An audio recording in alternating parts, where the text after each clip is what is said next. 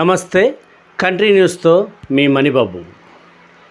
Bahujan Samaj party BSP ఏనుగు గుర్తుపై vote వేసి అత్యధిక మెజారిటీతో గెలిపించాలని బీఎస్పీ పాడేరు అసెంబ్లీ నియోజకవర్గ ఎమ్మెల్యే అభ్యర్థి సొర్ల అప్పారావు విజ్ఞప్తి చేశారు.